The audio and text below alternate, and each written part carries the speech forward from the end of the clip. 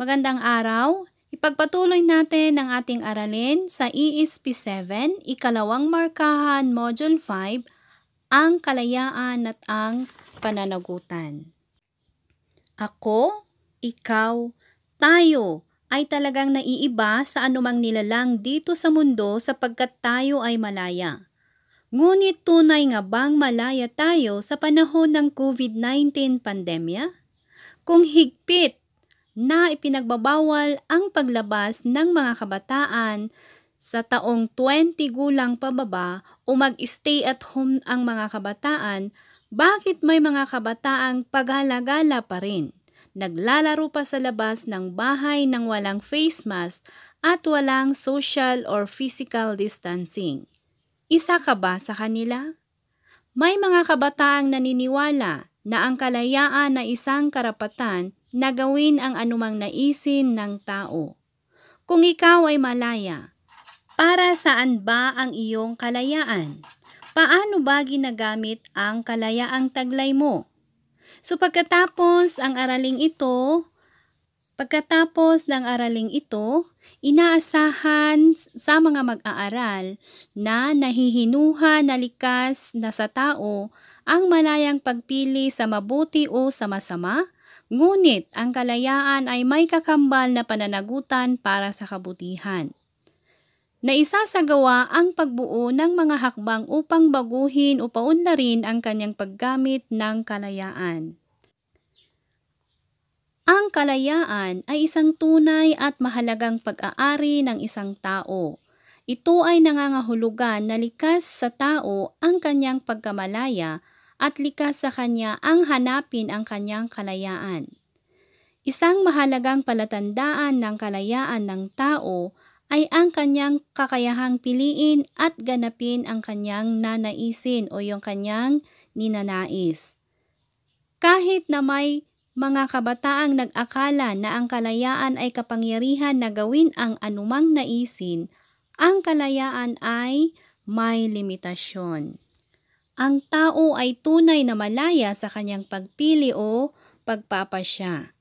Ayon kay Santo Tomas de Aquino, ang kalayaan bilang katangian ng kilos-loob na itakda ng tao ang kanyang kilos tungo sa kanyang maaaring hantungan at ang paraan upang makamit ito. Ang ibig sabihin nito, tayo ay malaya na gamitin ang ating kilos-loob upang gawin ang ating nanaisin.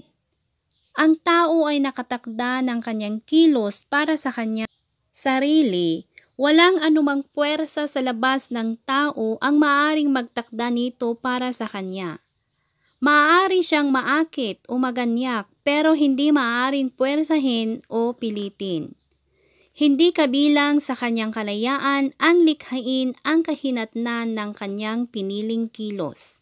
Halimbawa, bilang isang mag-aaral, ikaw ay malayang mag-aral ng mabuti, makipagbarkada, mambuli o hindi, sabihin ang katotohanan o magsinungaling. Subalit hindi siya malaya sa maaaring kahinatnan nito. Ang likas na batas moral ang nagbibigay hugis. Kung gayon ay may alituntuning kailangan sundin na nagbibigay hugis at direksyon sa kalayaan. Ayon kay Santo Tomas de Aquino, may dalawang uri ng kalayaan. Ito ay ang panloob na kalayaan o internal freedom at ang panlabas na kalayaan o external freedom.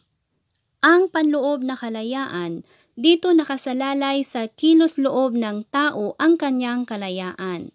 Tinutukoy ang panloob na kalayaan ang kilos-loob ang una, kalayaang gumusto o freedom of exercise.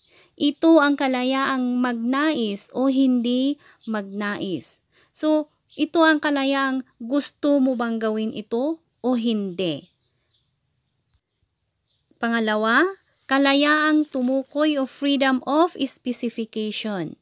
Ito ang kalayaang upang tukuyin kung alin ang nanaisin. So halimbawa, may mga babala ang ating gobyerno tungkol sa iwas COVID-19 pandemic. ang iyong kilos loob ay malayang magnais o hindi magnais na sundin ang mga babala.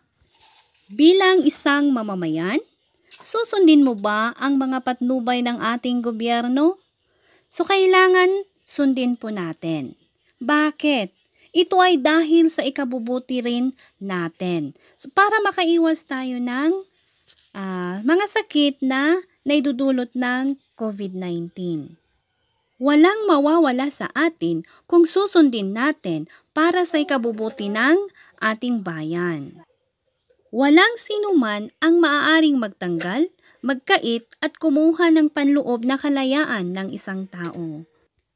Pangalawa, panlabas na kalayaan.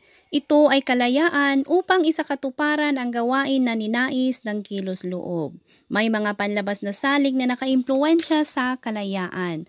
Sa pamamagitan ng puwersa ng labas ng tao, maaaring mabawasan o maalis ang kalayaan. Mawawala ang panloob na kalayaan kapag ikinulong ang isang tao. Ang tao ay may kamalayan.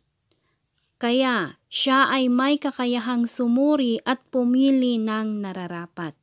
So piliin mo kung ano ba ang nararapat para sa iyo at sa iyong kapwa. Ang kalayaan ng tao ay palaging may kakambal na pananagutan. Ang tao ay kailangan maging mapanagutan sa anumang kilos at pagpapasyang ginawa. Ang tao ay may moral na tungkulin na piliin ng ayon sa moral na batayan. Ang kalayaan ay bigay ng Diyos upang malaya niyang mahubog ang kanyang pagkatao. Ang kalayaan ng kilos loob ay bahagi ng ating espiritual na aspekto ng ating pagkatao. Ang tunay na kalayaan ay ang paggawa ng mabuti. So anumang pasya ang iyong gagawin, kailangan tanungin mo ito sa iyong sarili. Magiging masaya ba ako at ang aking pamilya sa kinahihinatnan ng aking ikikilos o yung aking pasya?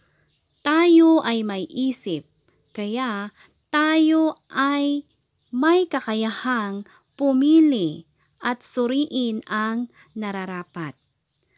Ang kalayaan ay hindi isang lisensya sa pagsalita, sa paggawa, ngunit sa paggawa kung ano ang karapat-dapat at wasto.